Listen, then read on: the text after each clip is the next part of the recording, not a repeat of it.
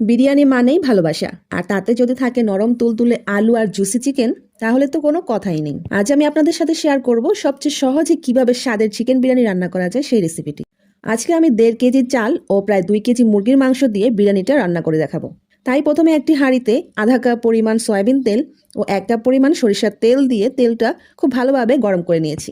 এখন এর মধ্যে দিয়ে দিচ্ছি 3 কাপ পরিমাণ পেঁয়াজ কুচি। এখন এগুলোকে ভালোভাবে নেড়ে গোল্ডেন করে ভেজে বেরেস্তা তৈরি করে নেব। বেরেস্তাগুলো তৈরি হয়ে এসেছে।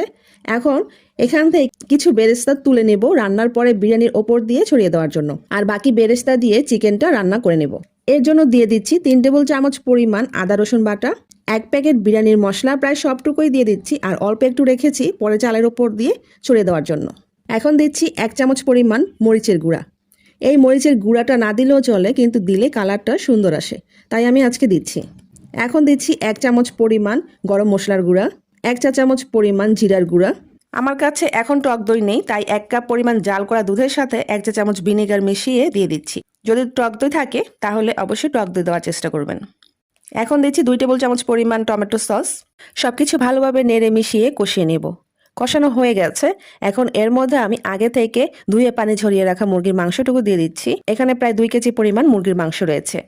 তারপর ভালোভাবে নেড়ে মিশিয়ে নিয়ে এর মধ্যে 6টা আলুকে এভাবে 4 ফালি করে দিচ্ছি মাছ বরাবর ফালি করা 10টা কাঁচামরিচ।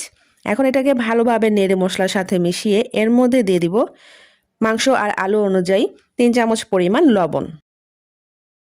তারপর আবার একটু নেড়ে নিয়ে ঢাকনা লাগিয়ে রান্না করব প্রায় 10 থেকে 15 মিনিট। যেহেতু এটা ব্রয়লারের মুরগি, তাই রান্না করতে গেলে বেশি সময় লাগে না।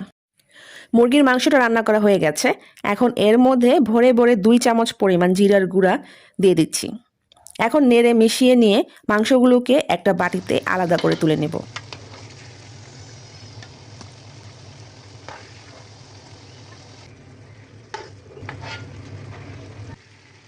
তারপর এই ঝোলটার মধ্যে 2 টেবিল চামচ পরিমাণ ঘি দিয়ে দিচ্ছি।